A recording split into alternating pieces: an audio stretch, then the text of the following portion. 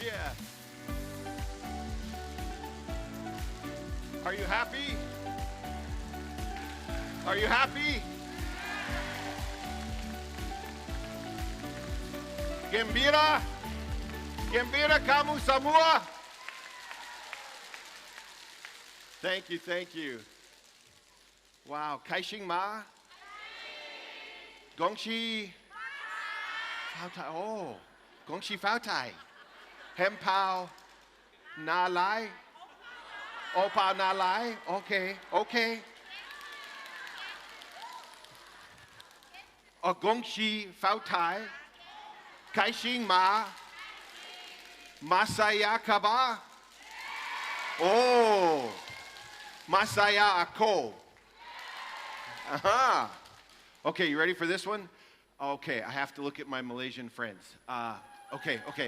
Saya sangat gembira. Saya sangat gembira. Jumpa kamu semua. Kaixing Ma. 我很高兴大家在一起. It was good? Okay. All my English speaking friends, are you happy? Where's all my English speakers? Are you happy, mate? Happy, mate? Oh, this is so great to be here. Oh, in Thailand, Sawadee Kap. Sawadee Kap. Kap kun ka. Okay, who am I missing? Indonesia. How do you say, are you happy in Indonesia? It's gembira, same as Malaysia. Okay, well then I'll say it again. Saya sangat gembira. Jumpa kamu semua. Hey! Okay, can you say hi to my father? To Verdis on a video? Okay, can you turn up all the lights so we can see everybody? So this is for my father, Verdis. Okay, Alan, will you please help me with this? Okay, everybody say hello, Verdis. Ready? 1, 2, 3.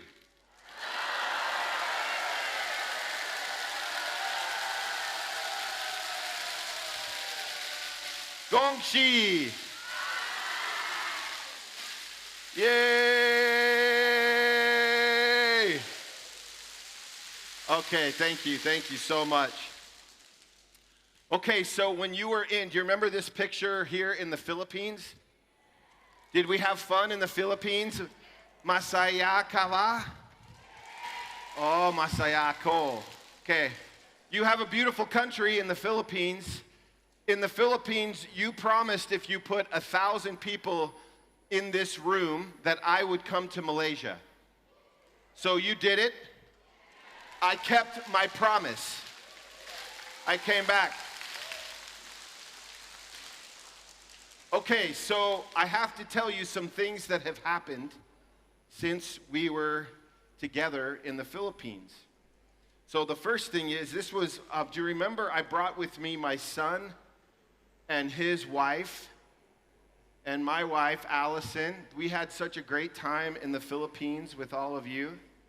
Well, since this picture, another one of my sons got married. So this is a marriage that happened in my family. This is my second son. His name is Joseph. And then we had, this is my family, but look at these two girls right here. They're expecting babies. So I have 2 grandchildren, and now I have 4. Lao lao, lao lao zi. Lao lao zi. Do you know what that means, Alan? That means grandpa. Lao lao lao lao zi. I'm a grandpa. Now, these 2 children were born one day apart. One is September 16th, and one is September 17th. Or October. Yay!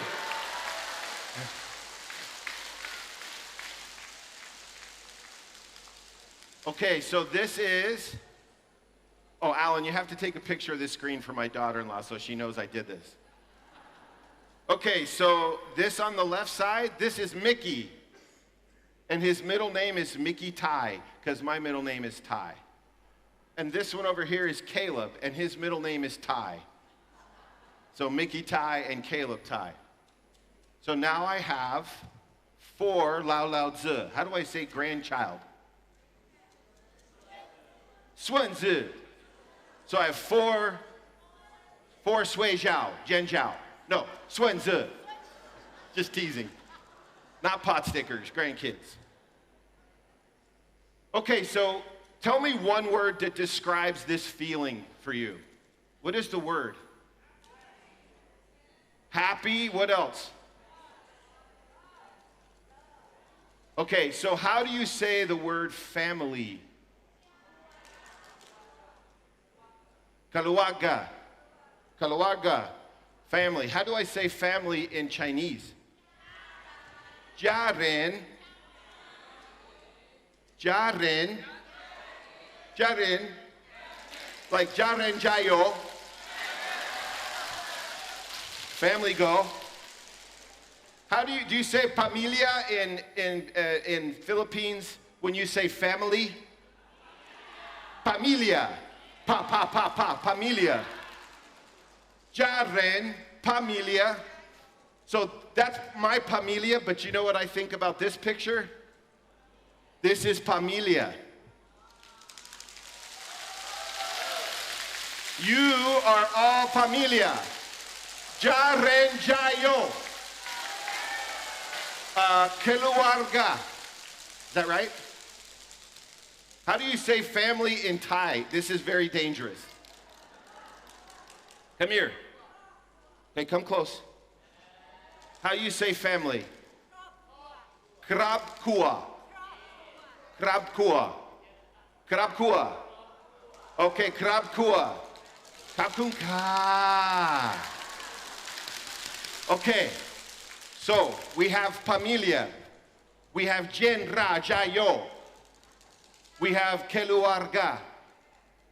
You are all family to me.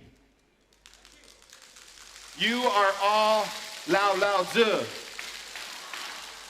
I will show you Lao Lao Zi. Ready? This next picture, this is Lao Lao Zi. But this is Lao Lao Lao Zi. This is great, great, great grandpa, Lao Lao Lao Zi. Okay, this is very dangerous. Lisaimi, how do I say great grandpa? Oh no. Like, this is not your grandpa, but your next one up. Boy, yeah. Po, po, po. Mo, ya. Mo. Mo, ya, jayo, jenra. Lao, lao, lao, zi. Okay. You are all part of a family together. How many countries are here in this room? 9 countries. Can you name them? So we have Thailand is here.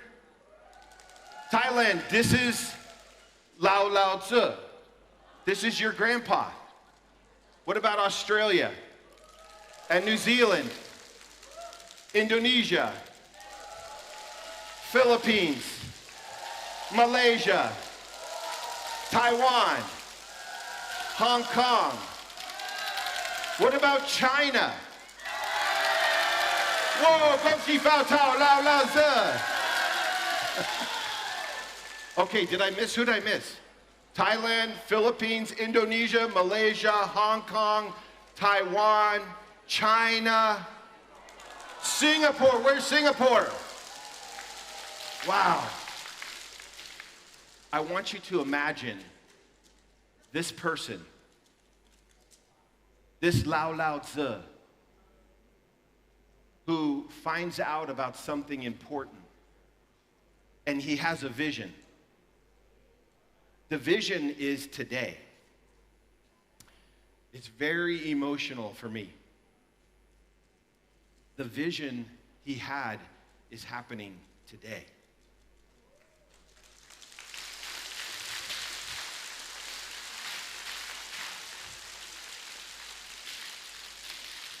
I give 100% of the honor and the respect to my Father.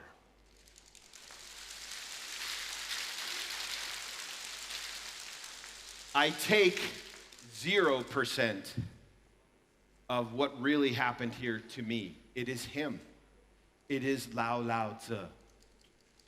It is my father and your grandfather. Now, I want to talk about my father for a minute. Some of you know him, but this is my father. How do I say father? Tzu? Fa, papa. Lao Tzu. Not Lao Lao Tzu, but Lao Tzu. Papa. This is my Lao Tzu. This is your Lao Lao Tzu. My father has an interesting background. He did not come from a wealthy family. He had to work in a grocery store while he studied at the university. He worked 80 hours a week at a grocery store and then went to school at night. He is the oldest of 7 children and is the only one of those 7 children that went to college. He studied accounting at the University of Utah and was not a great student because he was working 80 hours while studying. If you think my father just came to this world and was blessed with success and with money, he was not. My father was born on a kitchen table in a very, very small part of the United States in the mountains of Utah. No population there. So this is a picture I found of my father when he was named a store manager, a small grocery store in Utah.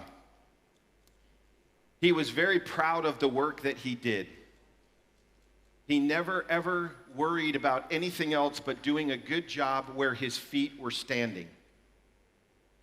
So I want to share how his journey took him from a small grocery store manager to Lao Lao Tzu, to a great-grandfather of a global movement. It is an amazing story. My father went to work when he finished in college.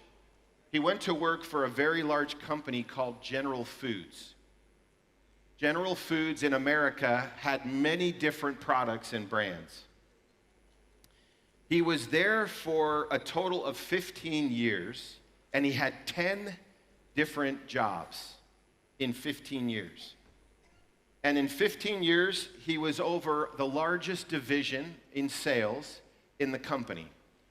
This was over all beverages.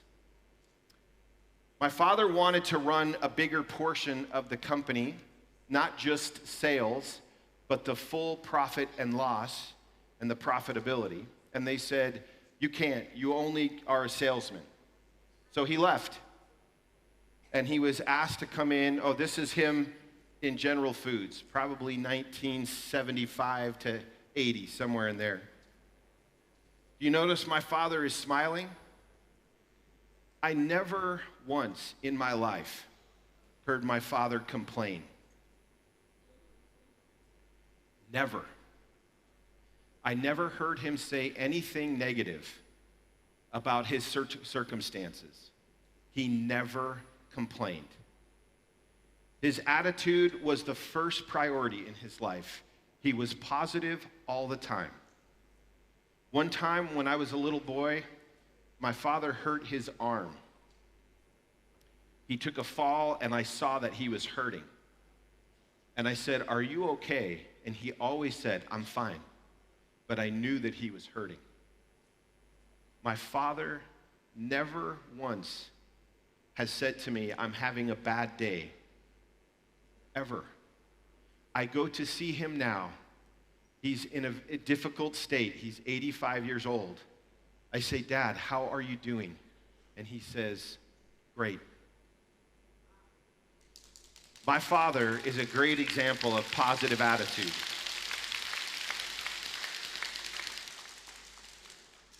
He went to work for a company called Hobart, Hobart makes very big commercial food equipment. He went over as the head of sales. It was a $500 million company and ended up becoming the executive vice president. Started as the sales vice president and then ran the whole company. This is the equipment that they made. Very large mixers for restaurants. Hobart is the very best commercial food equipment in the world. I need to help you understand something. If my dad had not taken this experience, his understanding to create ASEA's manufacturing would have been different. So he came from running $1 billion in beverage sales and left and ran a commercial food equipment, food service business. Now, this particular experience for my father was very important. It was a difficult time in the early 1990s, and he was a great leader through great challenges of this company. After he spent time in that industry, he went to work for another large company called Kraft Foods. Have you heard of Kraft Foods? Yeah? Excuse me. Kraft Foods is an enormous company. At the time that my father worked there, it was $36 billion US in revenue. It's now closer to $60 billion today. He was over $1.5 billion of their revenue and the profit from that revenue, and then was asked to be the strategist for the whole company. While my father was there, these are some of the brands. Maybe you recognize some of these brands. So my father was the head of strategy for Kraft Foods globally. Okay? Now, when you work, how many years you see? 5 years, 7 is 12, 15, 27 years, not counting his time in college and in the grocery industry, probably 32 to 33 years into his career. My father was about 57. I'm 55. And he had an opportunity to say, I'm done. He had made enough money, so he chose to retire from his career. He moved to the mountains of Utah, where the Olympics were held, Salt Lake City, Utah. He moved up into the mountains. He designed and built his own home. It had a 9-car garage. It was a huge house. And every Sunday, his entire family would come to the house, and we would be together as a family, as a familia, or how do you say family? Jairen? This was family. Jairen? Jairen. Now, I thought my father was done at this time. But to understand my dad's background, I want to show you one person. When my father worked for General Foods and for Kraft, he spent 22 years working with this man. His name is Jim Kiltz. Jim Kiltz was the CEO in America for many big companies. Kraft Foods globally, Oscar Mayer, Nabisco, if you've heard of Nabisco, and also Gillette. They make razors. Okay, this gentleman, do you know who Warren Buffett is? Warren Buffett interviewed Jim Kiltz to be the CEO of Gillette. And this is what Warren Buffett said.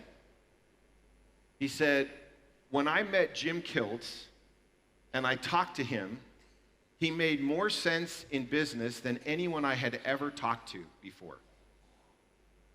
That's what Warren Buffett says about my father's mentor for 22 years. This is what Jim Kiltz said about my father now. He said, I worked with Verdis for 20 years, and during that time, I grew to appreciate his capabilities and ability to simplify complex things and think strategically. My father is a master thinker and strategist.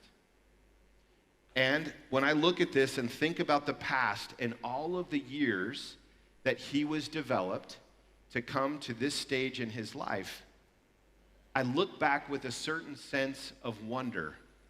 If my father had made different decisions along the way, things would be very different today.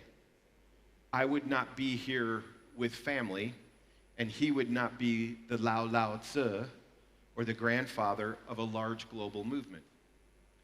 It should invite all of us to think about what our choices are today, because how we choose to live our lives today may create a very deep sense of gratitude tomorrow.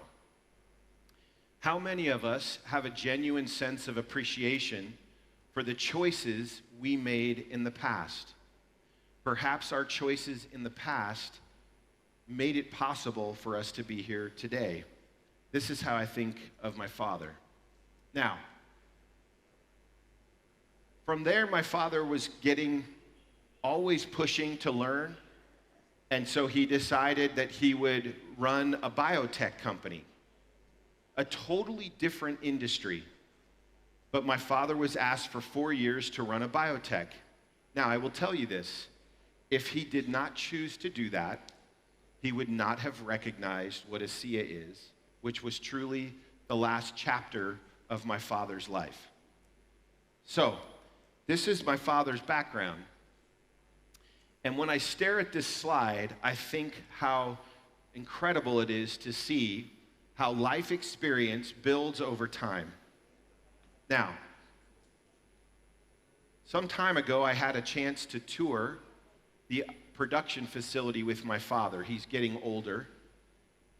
And it was a very beautiful experience for me to watch him look around and see the vision that he had had when there was nothing.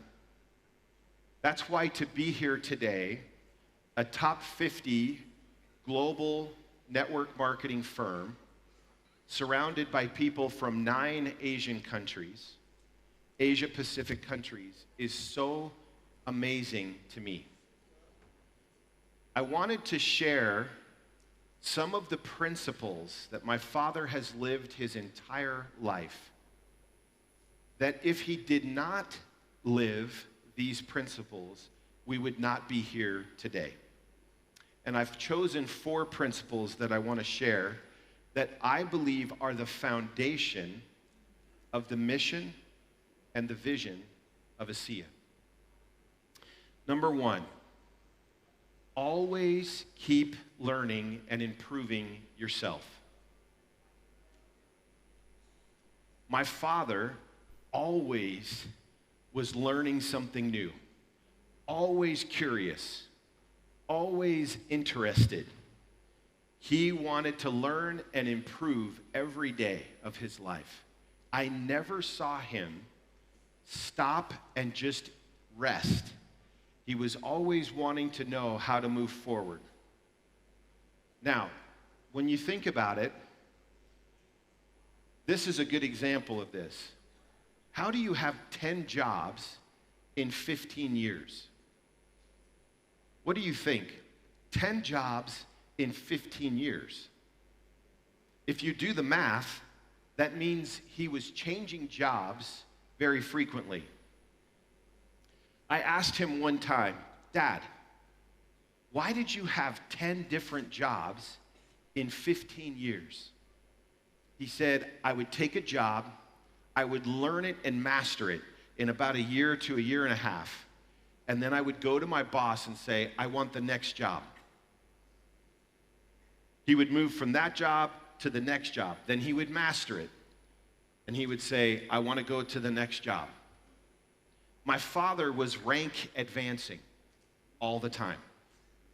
He never stayed the same rank. He was constantly looking to the next job. So in 15 years, he had 10 jobs, but ultimately was over $1 billion in revenue. He kept moving. During this time, my father started working with very highly educated people. People that had gone to universities like Stanford, Harvard, the University of Chicago. And he had a very basic education, a good university, but not Harvard. So if you know what these are called the Harvard Classics. This is all the Harvard liberal education in a book, in a volume. So my father took these books and studied them every day. This is my library in my house. These are my father's Harvard classics. And what's better is if you go up this ladder, right? If I go back here, you see this ladder? If you go up the ladder and you take one of the books down, you'll open the book and you'll likely see my dad's writing in the book. My father didn't just have them as part of his library, he made them part of his life. He wanted to be just as educated as everyone else he was working with. When my father retired, he had people from Harvard and Stanford and the University of Chicago working for him because he never stopped learning. If you think about this principle of always keep learning and always keep improving yourself, I'll give you another example. During these 15 years, my father had a 1.5-hour commute into work and a 1.5-hour commute out of work. I never heard him complain once. During that time, my father would keep in the glove box of the car a box of vocabulary words. He wanted to improve his personal vocabulary. So while he was driving, this is maybe like texting and driving today, he would pull out 50 cards. And while he was driving the Merritt Parkway, which is a very windy road out of Manhattan into Connecticut, he would study vocabulary words. As a little boy, I would get in the car with my father, and the first thing I would do is I would open the glove box, and I would take out the box of the words. My father wanted me to try to test him. So I would take out the cards, and I would say the word. He would repeat the word to me, and then he would tell me the answer to the definition. I thought I was quizzing or testing my dad, but my dad was very smart. He was training and teaching his son. So every time when we were in the car together, I would try to pick a word that he did not know the definition of. And as we went along the way, he would smile, he would get it right, I would say, oh, and then I would try again. But I look back now as an older man, a person who loves words and loves language. And this is because of my dad always trying to improve himself. You can imagine how happy I was when I was cleaning out one of my parents' homes. And I found this old box of vocabulary cards. My heart, I got tears in my eyes because I remembered how many times I would pull this box out of the car. I would open the box and I would take the cards out and I would test my father's understanding of language. So I keep this box in my house. My children all see it all the time. They know for me, it is a symbol of someone who's always learning.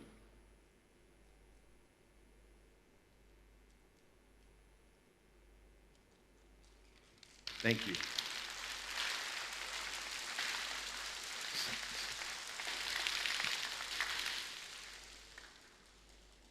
For my father to make the choice at the end, having already retired, to run a biotech company was not a natural next step. But because he was always wanting to learn, always wanting to improve, those 4 years of running that biotech company led to today. It is amazing to reflect on the choices he made to live true to principles of always growing, always learning, always improving. I challenge you, no matter what your age is, to consider this principle. Because if we, as a group of people, the power of we, choose to continue to try to grow and learn every year. We don't believe the lie that we have ever arrived. This is a lie. And my father is the best example of this in my life, and I challenge you to consider this. So principle 1, always keep learning and improving. Principle 2, keep your eye on where the world is trending. This is really important. My father was always zooming out to see the big picture. I'll give you an example. Derek, one time my father says to me, he says, Tyler, look at the world. Look at all of the trends and where they're pointing. I said, what do you mean? He said, well, for example, look at the trend of the amount of people in the world. We have a monster world population. I said, okay. Then he said, but people are living longer. So now take A plus B, exploding population, and people are living longer. Then he said, but they're putting stress on the environment, and they're putting stress on the ecosystem of the world. The way that we make food has to change. The way that we address the environment is going to get more difficult. I said, okay. He said to me, but add to that, people are not as healthy. You have them living longer, but they're not healthy.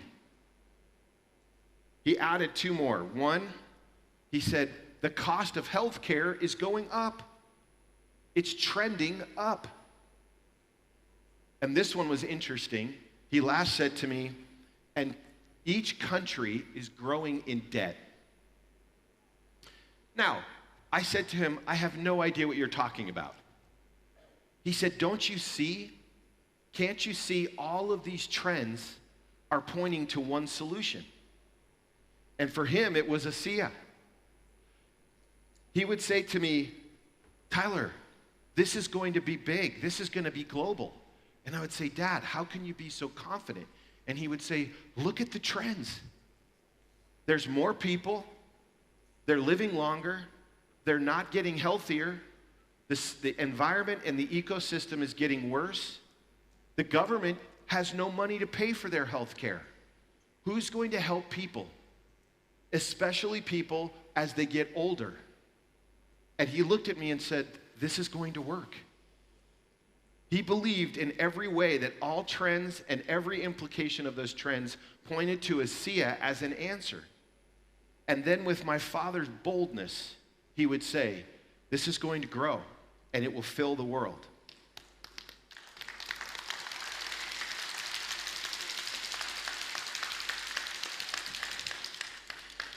If my father was here with us today, he would say, look at what's happening in Asia, or look what's happening with wellness. For example, wellness, look at wellness. He would say, Tyler, this is true. The global wellness economy reached $5.6 trillion in 2022, with projections that are estimated it will continue to grow and further to 7.4 trillion next year and 8.5 trillion. This is the stuff my dad would say to me. Now, this includes services, this includes products, this includes all sorts of things. But he said, this is the market that you are in. You are in the wellness space. Every major global trend is pointing to what you have in your hands right now. And he was saying this when there was no one in the company with such confidence, and he was so sure that if we will stay focused, this will grow. Speaking of Asia, if he was here, he would say to me, Tyler, Asia is going to continue to grow. This is from an AI engine I queried about Asia. The Asia Pacific region is leading the global health and wellness market. This is where it's happening, right here in this room. Because of its huge population, urbanization, increased incomes. Countries like China, where's China? Gongxi Fao Tai, China? This is a huge opportunity, and it's right in the center of what's happening. These are the types of things that my father would talk to me about. And he would say to me, Tyler, global trends point to opportunities. Look for global trends. They will point you to opportunities if you're smart. And so keep your eye on where the world is trending. He would say these things 15 years ago. I have no fear of the future for this company. We have to run it well, but I will tell you this, the opportunity is massive for you. The market is huge for you. Do you believe like my father believed? He had no systems. He had no way to know anything other than he believed. And he knew because of global trends, this is where things were going. So that's the second principle. Here's the third. Find unique competitive advantage. This was very important to my father. He would never have started this company, ever, unless he was confident we had unique competitive advantage. Now, when you think of unique competitive advantage, many things can come to mind. But look back at my dad's experience. He was the head of strategy of a $36 billion global company. Listen, he was the head of strategy for a $36 billion global machine. He had to understand advantage. What makes you better than the next company? If you think about from his viewpoint, I like this picture a lot. But this is what my father was thinking. Are you ready for my screen?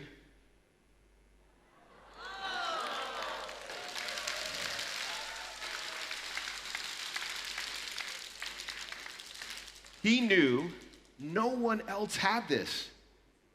And 15 years ago now, I remember saying someone will try to compete with us. Right now, no one is competing with you. No one has this. People have tried. We have over 1,000 trade secrets. So clearly we should understand that the products we have are an enormous part of competitive advantage. But that is not the strategy alone. This is very important. I need you to listen very carefully. This is the strategy. You are the competitive advantage. You are the strategy.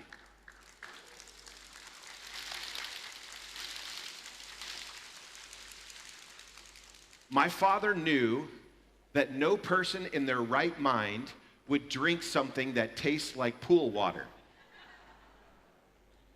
It tastes terrible.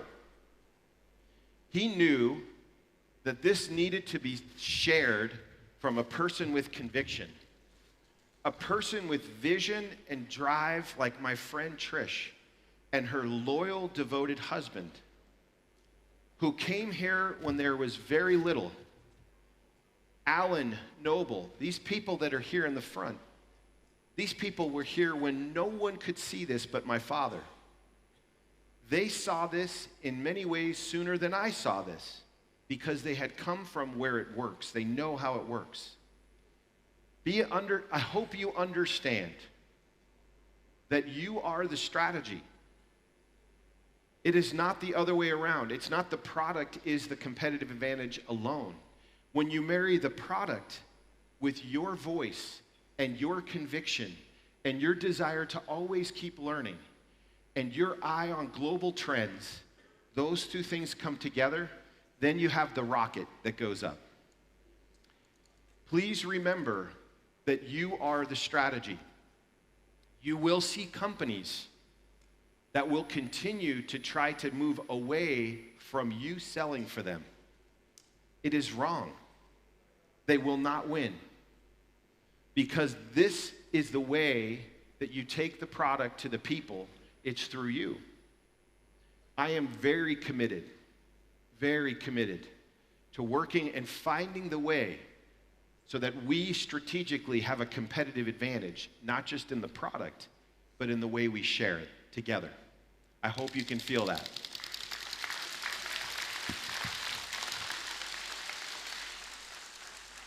Okay. Now, the last principle, and this is very important.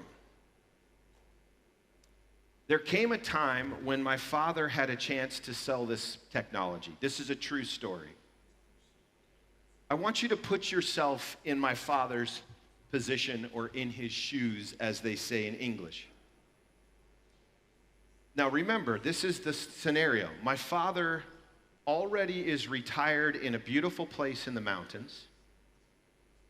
He's built his perfect home for himself and his family. His family is gathered around him every day. We're driving up into the mountains. Why would my father start a new company? Did he start this company only because he needed more money? The answer is no. When a pharmaceutical company offered to buy this technology from my father, they told him that it would no longer be available to people in general. My father began to think about what that would do to people he knew, and more importantly, to people he didn't know and had not met in 9 Asian countries. And there's only one answer to this question. He wanted to help others and do good in this world. Now, some may say, oh, that's nice, but he did it for money. No, my father never changed his lifestyle. As ASEA began to grow, he drove the same car. He never got a new car. He lived in the same house. He ate the same food. He wore the same clothes. But he was happy because we were helping others and doing something good. My father started this company when he was 70 years old. Many of us think as we get older, we're supposed to slow down. My father sped up as he got older. He never believed that you should stop. And he loved knowing that what we were doing is helping others and doing good in the world.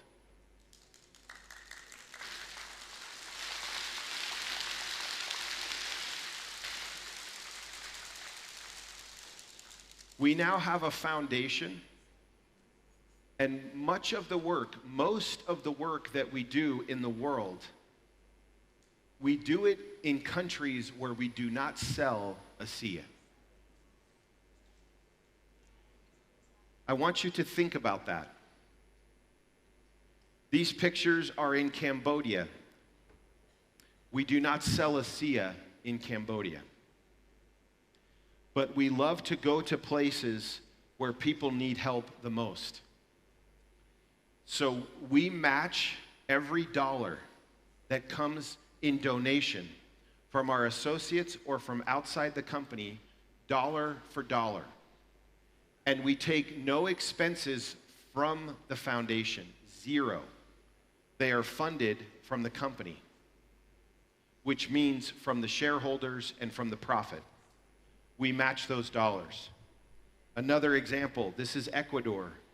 We built a large school in Ecuador. We don't sell ASEA in Ecuador. We spent 5 years building a school that is now used by the United Nations. It's now a full university accredited place in the highest, most remote part of the mountains.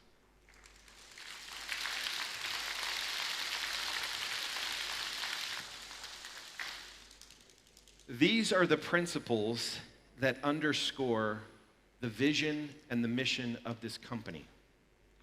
If we divorce ourselves from these principles while we try to grow this business, the business will go down.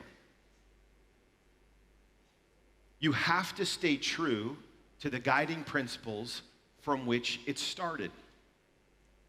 I feel so grateful for a father who lived principles like these, always learning, always improving.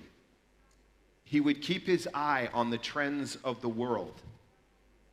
He would always say, where are unique advantages?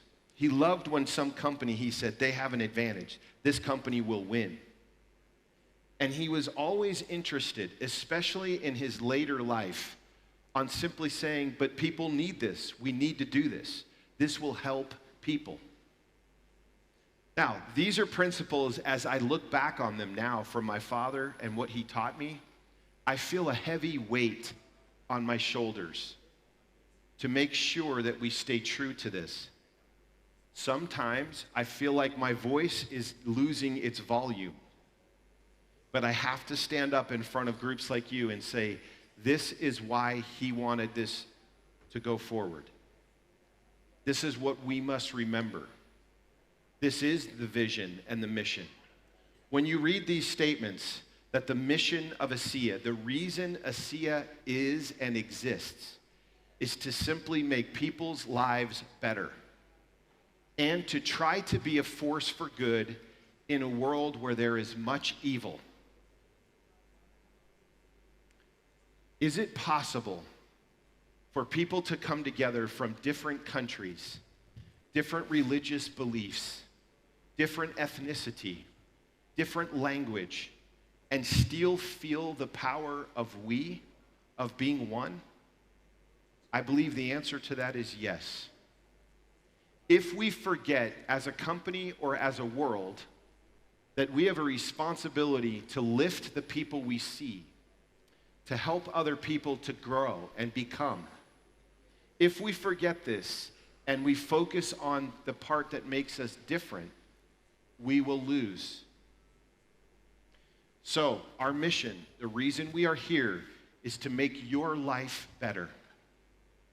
I want to make your life better. If that means you drink ASEA a couple times a day and it makes your life better, I am living my mission. If that means we figure out a better way to help you grow in your market, we are making lives better. If that means we are building a school in Ecuador for children and adults to go to school and they will never buy my product, we are living our mission. If that means you're willing to get on a plane and fly for 30 hours so you can share a message of hope and belief with a group of people across the world, you are bettering people's lives and you are living the mission. If that means you go back to your town, your small town where you live, and with a smile like my father, you're happy and positive and you share what you have, you are living the mission. And I believe that if we will stay focused on that reason for being, why we exist, we will grow and we will win. This vision statement comes after the mission. We will question if we're becoming a global leader in cellular health. Today is a good example. Global means global. We will continue to expand into more markets. My father told me that this product needs to be in every market in the entire world. That's a big vision. We are now in 34 markets. Who could possibly have imagined, as I'm walking in and everyone's clapping and everyone's happy and positive, all of the diamonds in Asia, I wish my father could see it. I wish he could see it. I love him very much. I'm very grateful for his influence in my life. He's done so much to help all of us, and I think we should try our very best to live this vision and mission. I will close with this concept. If you cut open an apple, you can count the seeds. You can take the seeds out of the apple and you can count each one. On average, each apple has 10 to 12 seeds. But it's impossible to count the number of apples that can come from one seed. Think about it. If just one seed grows into a tree, then each year, thousands and thousands of seeds are produced from that one tree. And if those seeds, even a few of them, become another tree, thousands more. So when you think about life, and you think about where you are in your life, do you see yourself as the apple or the seed? I will tell you that my father always saw himself as a seed. He knew that if we worked hard to plant something, it would provide for a lot of other people. I'm not saying it's wrong to eat the apple. I think that's good. But I think every time you eat an apple, you should pull one seed out and look at that seed. And remember, that seed has limitless potential. You cannot count how many apples can come from one seed. So you are the seed. My father was the seed. We can continue to grow this. Stay positive. On your worst day, stay positive. I repeat, I have never heard my father complain. Stay positive. He had many reasons not to believe this would grow, but he focused on the seed, he planted the seed, he was positive, and it moved forward. When there were challenges, he would face the challenges, but he would move forward with positivity because he knew there was great energy in that. I simply want to say to all of you once again, how grateful I am for my father. How grateful I am for a good man who was not perfect, but who believed in something. He had principles. He was true to his principles, and it always created fruit.